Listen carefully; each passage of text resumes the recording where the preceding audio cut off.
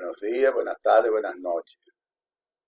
En el día de hoy vamos a tratar de hablar sobre la historia clínica quirúrgica, definida como un documento médico-legal que recoge los signos y síntomas de un paciente con fines diagnósticos, tratamiento y recuperación. Un error a veces quien está elaborando una historia clínica, se ha visto mucho en las presentaciones de casos clínicos, que dan un diagnóstico dentro de la historia clínica, pero el tratamiento es demasiado diferente.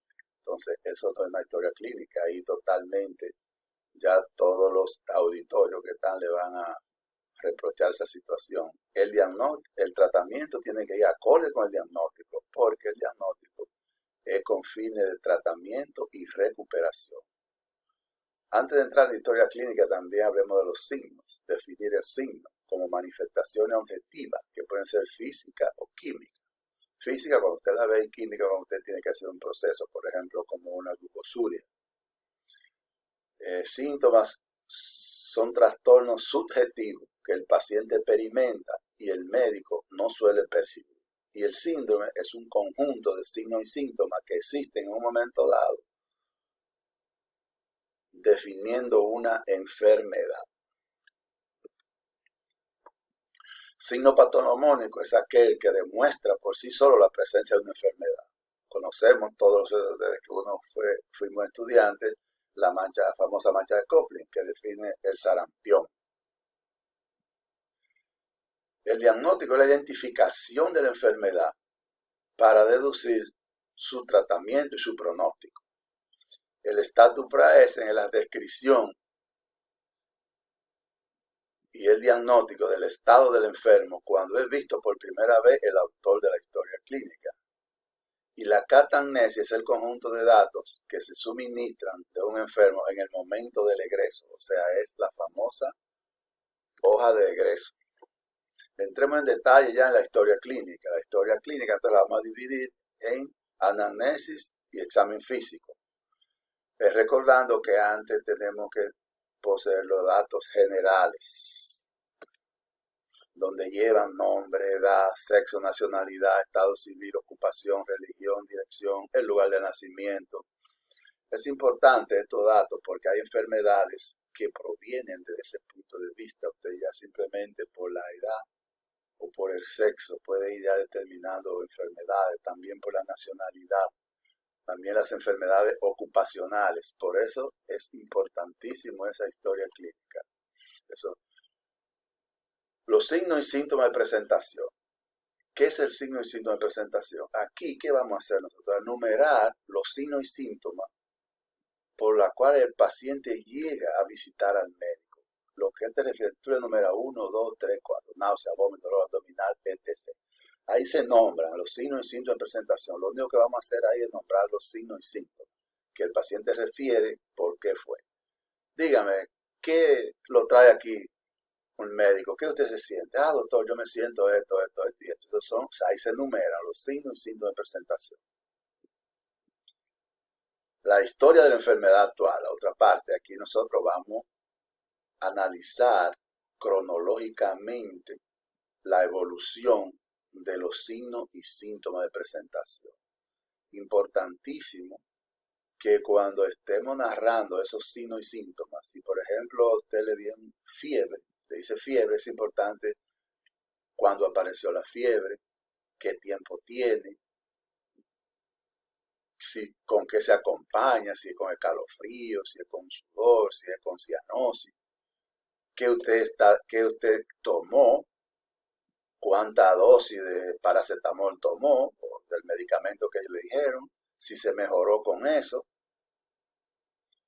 Que debemos de, cuando toquemos ese signo o ese síntoma que el paciente lo diga a nosotros, debemos de desarrollarlo completamente, desde que el paciente se sintió hasta que llegó donde nosotros, con todas esas particularidades. En la revisión por sistema, aquí ¿qué es lo que hacemos el médico? Nosotros tenemos que preguntar signos y síntomas relacionados con enfermedades propias del sistema. sistema nervioso, tenemos nosotros ahí que enumerar, preguntarle si sientes algún síntoma o un síntoma, no como un diagnóstico de enfermedad. Por ejemplo, aquí una depresión, ¿no? Usted tiene que preguntarle por los signos y síntomas de enfermedades nerviosas, igual que el sistema cardiovascular, que el sistema respiratorio. Muchas veces cometemos los errores de poner ahí la patología, las enfermedades, no son los signos y los síntomas de esa patología que tiene ese sistema. Es importantísimo esa parte. Recuerde que todos los sistemas, sistema gastrointestinal, sistema genitourinario, piel, estado mental. Aquí nosotros tenemos que hacer un paréntesis. A veces un paciente le dice a nosotros un signo que está padeciendo ahí. Y otra historia clínica a veces quieren llevarlo a la revisión, de estos signos que aparecen en la revisión por sistema, llevarlo a los signos y síntomas de presentación. Eso no es adecuado. Yo no recomiendo esa parte. Y también el estado mental, a veces aquí lo que hacemos muchas veces es hacer un examen neurológico, la primera parte, y no lo es. O sea, tienen que tener mucho cuidado con esa parte. Los antecedentes personales patológicos y heredos familiares. Es importante preguntarles eso si son desde el nacimiento, lo tienen en el nacimiento, lo tienen en la infancia, lo que son en la adolescencia y en la adultez. Hay que dividirlo eso.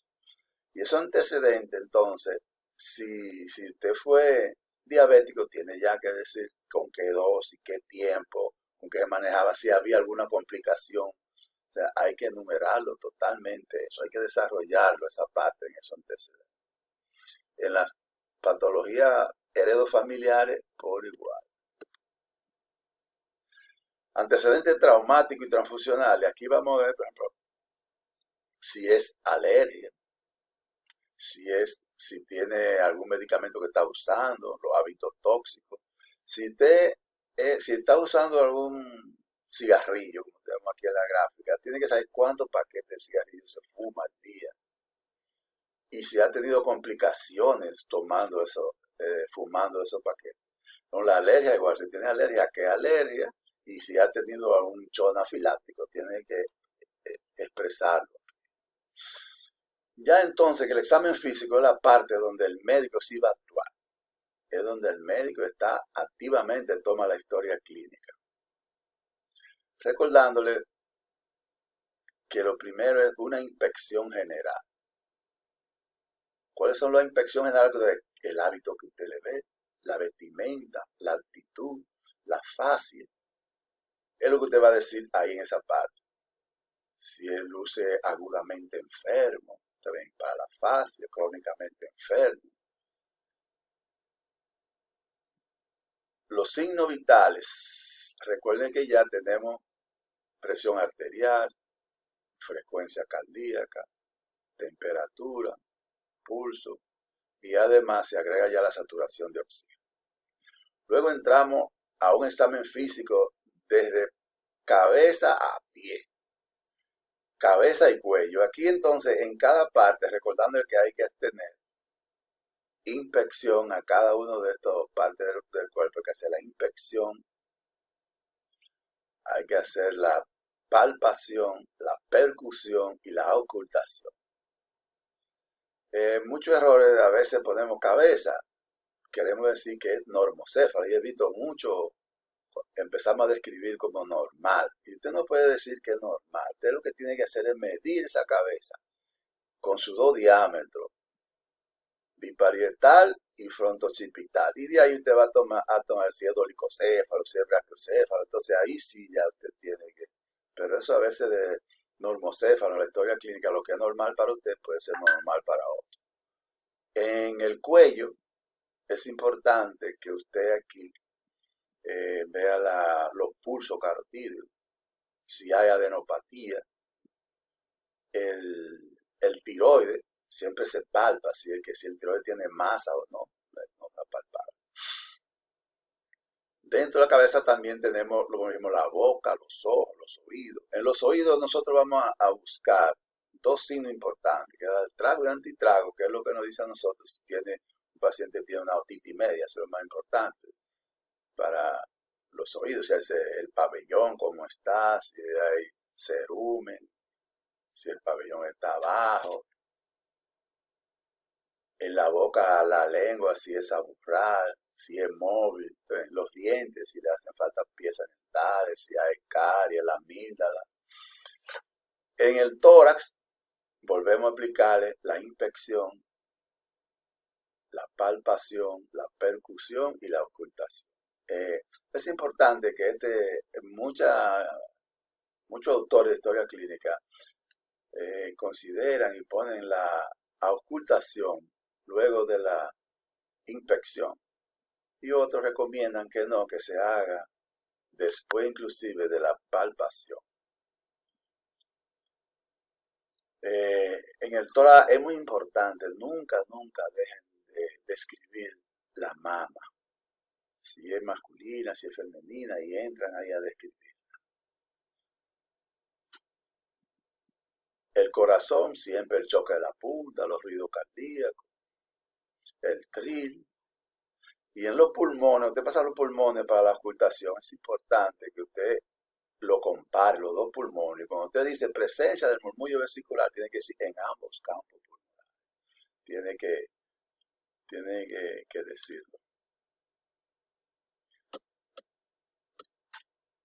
El abdomen, entonces, volvemos otra vez a la inspección, a la palpación, a la ocultación y a la percusión. Recuerden ahí que con eso, ahí es donde el cirujano general siempre tiene preponderancia para saber cómo yo describo un abdomen. Bueno, si es plano, si es depresible, si es globoso. Pero si es globoso, tengo que decir, ¿pensa de qué? Si es por ascitis, si es por líquido, si es por distensión, por una obstrucción, o sea, por aire, si es por panículo adiposo, la persona obesa. Y en los genitales es muy importante que ustedes nunca lo dejen de mencionar. Ahí, la mayoría de las veces nosotros podemos, cuando tenemos una patología quirúrgica abdominal, que los genitales, he visto mucha historia clínica que no lo examinan y entonces dicen por el entorno, o sea, cuando hay muchos pacientes, no, usted tiene que tratar de ver los genitales y aplicarle correctamente la inspección, la palpación, la percusión y la ocultación, todo lo que lleva la historia clínica. Las extremidades, tanto superiores e inferiores, recordarles siempre los pulsos, que tienen que hacer si son bilaterales. Importantísimo que no se le queden los pulsos y si son bilaterales.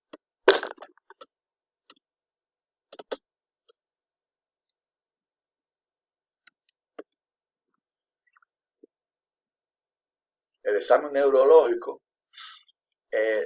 hay que evaluar la conciencia en sus 5 estados: alerta, confuso, somnolencia, estupor y coma. Traten de buscar cada una de esas definiciones para que la puedan aplicar. Y en los pares craneales, podemos decir cuáles son los problemas que tienen los pares craneales, tienen que descubrirles, pero a veces no hay afectación, usted pone, no hay afectación de los pares craneales. En la fuerza motriz, entonces usted tiene que gradarla. Recuerden que está de 0, 1, 2 hasta 5, dependiendo de cómo usted pueda ir levantando la mano, si se mueve cuando usted trata de subir la mano, si se contrae, si sube y se cae, o sea, usted la va gradando así. Y luego los reflejos. Es muy importante que en los reflejos a veces ponen ausencia de Babinki negativo, Babinki positivo. Ustedes si Babinki ya, si usted dice que Babinki es porque está positivo, porque usted lo buscó. Y ya, usted no puede poner, es una cacofonía que es muy importante. Y la sensibilidad, tanto superficial como profunda, como al frío, al calor, a la presión, a la punción. Luego nosotros pasamos, después que hacemos esto, vamos a hacer el diagnóstico, poner el diagnóstico y va a poner su tratamiento. Luego que pone el tratamiento, entonces aquí tenemos los anexos, los que son los estudios de imagen, la analítica, los estudios histopatológicos. Es muy importante que lo puse aquí al final, pero es al principio, el consentimiento informado. Muchas gracias, espero que les haya sido un poco de ayuda cuando vean